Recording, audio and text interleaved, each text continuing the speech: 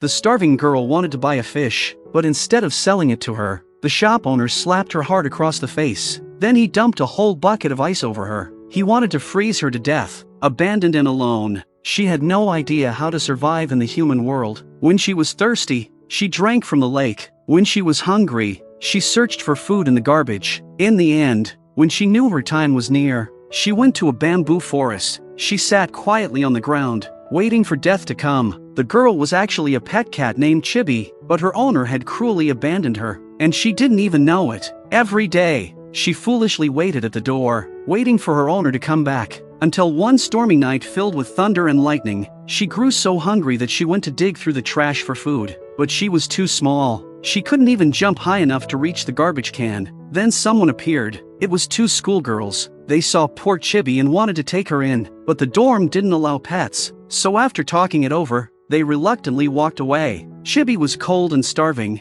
In that moment, she wished so badly that there was something to eat on the ground. The heavy rain poured down on her until she felt dizzy. Eventually, she collapsed and lost consciousness. Not long after, a boy came across her. Maybe out of pity, he decided to take her home. Chibi felt warmth for the first time in a long while. She thought her owner had finally come back to get her. When she woke up, she lifted her head. A strange boy was staring straight at her. He gently took care of her. He even fed her milk to help her regain her strength. Chibi hadn't felt that comfortable in ages. The boy's name was Tokio, a high school student. After failing his college entrance exams, he often suffered emotional breakdowns. At times, he even thought about ending his life. During the day, he had to attend school, so he asked his mother to look after Chibi, but Fumiko was born allergic to cats. The sound of a meow alone made her tremble with fear. Whenever Chibi passed by her, she would panic uncontrollably, yet Fumiko still tried her best to overcome her fear. She helped Tokio take care of Chibi anyway. Tokio's father, Tobio,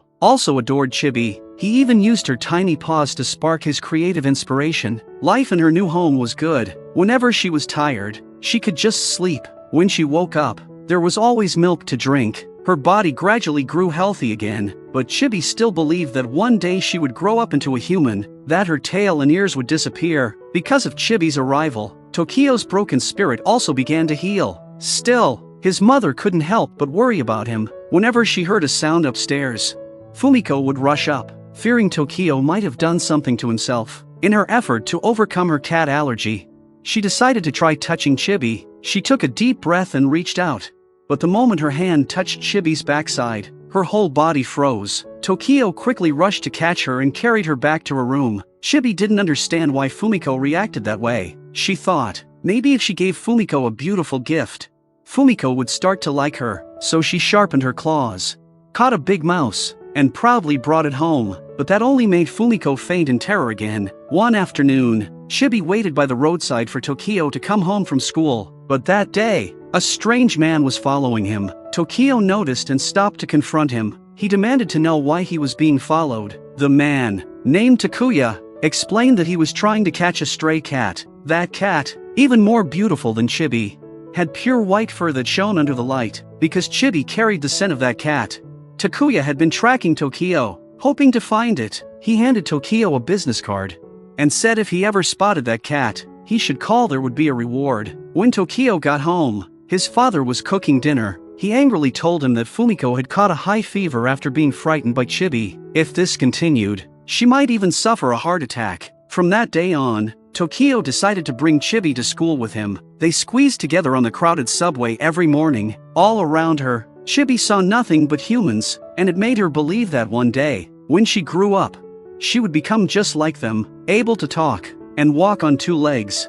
At the school library, Tokio fell in love at first sight with a girl. He was completely mesmerized, but the girl only reached out, patted Chibi on the head, and quietly walked away. After going home, Tokio couldn't stop thinking about her. He thought about her day and night, and he lost interest in playing with Chibi. Feeling hurt, Chibi ran out of the house. She wanted to grow up quickly and marry Tokio. Chibi climbed up a tall tree. She looked at the moon and made a wish to become human. Then she jumped down, but nothing happened. Just then, a voice spoke to her. It told her that a cat could never become human. Suddenly, a white cat appeared in front of her. His name was Raphael. Raphael looked at Chibi's innocent face and asked her what a duck becomes when it grows up. Chibi immediately answered, "A swan." Raphael then asked what a bat becomes when it grows up. Chibi confidently replied, "A vampire." Hearing her answers, Raphael was speechless. Then he took her to a bamboo forest. There lay an old, lifeless cat. He wanted Chibi to see it. He said, "This is the truth. Cats can never become human. A cat is always a cat, in life and in death." He spoke of the sadness and destiny of cats. Then Raphael invited Chibi to come with him, to set off on the journey that belonged to cats. That way, she could become a true cat. Chibi stayed silent. She didn't want to believe what Raphael said. From that moment on, she decided she would stop covering her litter box after using it. She would stop sleeping on the floor. She would stop scratching herself with her back legs like a fool. She would even change the way she washed her face. She would do everything the way humans did. She wanted to become human. The next day, she tried using the toilet like people do, but there was no sand inside. She thought maybe the sand was inside the toilet tank, so she tried to climb up, but she slipped and fell into the toilet, almost drowning. Luckily, Tokio found her in time, pulled her out, and carried her back to her room. But Chibi secretly sneaked into the dining room. She climbed onto the table and tried to use chopsticks to eat like a human. Tokio tried to catch her, but only ended up making a huge mess of the table. Fumiko was so frightened she fainted again. Just then, Tokio came home and saw the scene. In anger, he hit Chibi on the head. Heartbroken, Chibi ran away from home. She found Raphael again, and decided to join him on his journey as a cat. But suddenly, Takuya appeared. The stray cat he'd been searching for all along was Raphael. Raphael tried to flee, telling Chibi, "If you ever figure it out, come find me in the bamboo forest." Just then, Tokio arrived too. He knew he had gone too far earlier. Chibi forgave him. Later that day, while walking down the street, Chibi suddenly dashed across the road and disappeared. Tokio searched everywhere, but couldn't find her. Just when he was sitting on the curb in despair, the girl he secretly liked showed up, holding Chibi in her arms. When Mitsuko handed Chibi back to Tokio, he hesitated. He suggested that Mitsuko keep Chibi instead. Then, after giving her the cage, he turned and ran away. As he was about to enter the train station, Mitsuko came running after him. She said Chibi had escaped. The two of them searched the streets together. Eventually, they found Chibi resting in the park. Tokio was overjoyed. Because of this incident, Tokio and Mitsuko grew closer. That night, Chibi lay on the windowsill, lost in thought. She finally understood many things. She knew she could never become human, so she decided she would help bring Tokio and Mitsuko together instead. Suddenly, she heard a loud cry from Raphael. It turned out Raphael had let his guard down and been captured by Takuya. Seeing this, Chibi immediately pulled Tokio out of the house, but Tokio didn't understand what she was trying to say. Not until he saw Takuya did he realize the situation. He ran after him and confronted him. Tokio argued that stray cats should be free, that they belonged in nature, but Takuya refused to let Raphael go, and turned to leave. Tokio rammed into him with all his strength. Raphael seized the chance and escaped. That night, Chibi made up her mind. She left the house quietly, heading to the bamboo forest to look for Raphael. There, she saw the same dead old cat again. Terrified, she hid behind the bamboo, calling out Raphael's name. She waited the whole night, but Raphael never appeared. Confused and lonely, Chibi wandered the city streets. Her stomach growled from hunger. She saw humans buying food with money, so she picked up a piece of scrap paper and tried to buy food too. But the shop owner slapped her hard across the face and dumped a bucket of ice water over her head. At that moment, two stray cats suddenly appeared. They saved her just in time. The two strays taught Chibi the basic ways of surviving as a cat, and the things they needed to watch out for in the human world. After saying goodbye to them, Chibi set off once more on her journey to find Raphael. But no matter how far she searched, she couldn't find him. She began to think that maybe Raphael had already started his own journey, traveling somewhere far, far away. Chibi wandered alone for a long time. She knew Raphael was a Persian cat, so she thought maybe if she went to Persia, she could find him. When she got hungry, she scavenged through garbage for food. But after eating spoiled food for too long, she fell ill, barely able to stand. Then a stray cat named Suzuki appeared. Suzuki dropped some herbs in front of her. She told Chibi that she was just sick, and if she ate the herbs, she would get better soon. Suzuki asked her why she was there. Chibi told her everything about herself and Raphael. She said Raphael's country was huge, filled with endless sand, and litter boxes everywhere. Hearing that, Suzuki's eyes lit up. She decided to help Chibi search for Raphael.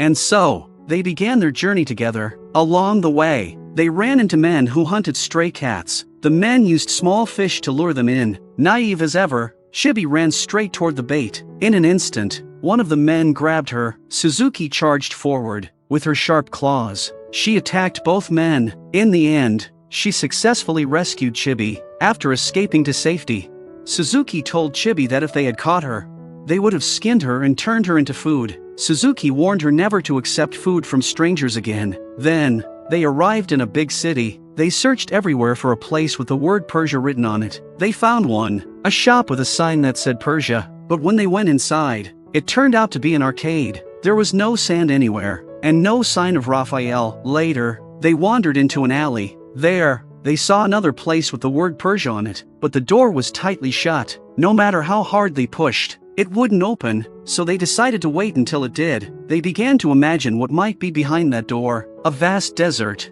sand everywhere, and Raphael waving at them from afar. But when the door finally opened, a girl came out. She shooed them away and slammed the door shut again. Disappointed, they lay down in the forest, their stomachs growling. Suzuki decided to go hunting for birds. Chibi didn't understand what hunting meant. She just sat quietly under the tree, watching. Suzuki climbed the tree slowly, silently. Then, in one swift motion, she attacked. She caught a bird, but when Chibi saw the drops of blood falling, her eyes filled with sorrow. She finally realized that food wasn't always dead to begin with. It was once a living being. Every piece of food once had life. Chibi held the dead bird in her arms and wept. Suzuki had only wanted to teach Chibi the survival skills a stray cat needed, but seeing Chibi's grief, she could only sigh helplessly. So instead, she risked sneaking into human shops to steal other food for Chibi. But when Chibi looked at the stolen food, she remembered that everything she ate had once been alive. She refused to take even a single bite. Instead, she chose to drink lake water. That was when Suzuki began to think about leaving. She thought maybe this Persian country didn't exist at all, and even if it did, they would never find Raphael. Just then,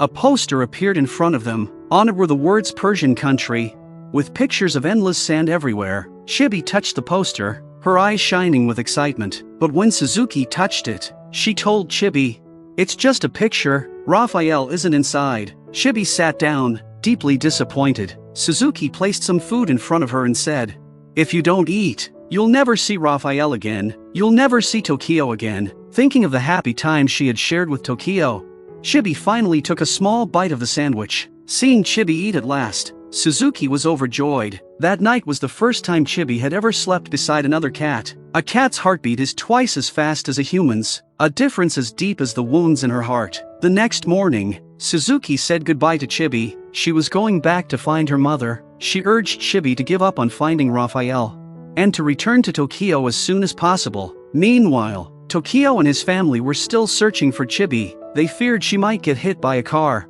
or be attacked by stray dogs, but Tokio believed Chibi would come back. He told his mother never to close the upstairs window, no matter what. Without Suzuki, Chibi didn't understand how to live in the human world. When she tried crossing the road, she was almost hit by a car. She wandered through the streets and alleys, trying to find her way home, but no matter how long she searched, she couldn't find it. Then, rain began to pour from the sky. Thunder roared and lightning flashed. Terrified, Chibi curled herself into a ball. At that moment, she felt a voice calling from within her heart. Through the heavy rain, Chibi began to run, following that voice, and at last, she found Tokio's house. It was her natural feline instinct guiding her home, but instead of going inside, Chibi turned and ran deeper into the forest. When the rain stopped, she called Raphael's name in the bamboo grove. The wind howled fiercely. All she could see was the corpse of the old cat. Then something terrifying happened. The dead cat's paw suddenly broke off and reached toward Chibi. Just then, a woman appeared in the bamboo grove. It was Tokio's mother. Fumiko saw Chibi sitting there, drenched and pitiful. At first, she wanted to turn away, but she had come all this way to find Chibi. She even wore a mask and gloves to protect herself. After a long struggle within herself, Fumiko slowly reached out her hands and stepped closer to Chibi. Finally, she overcame her allergy to cats. She wrapped Chibi tightly in her arms. The family was reunited at last. As it turned out, Raphael had always been watching from afar. He hadn't shown himself, because he wanted Chibi to grow stronger through her journey.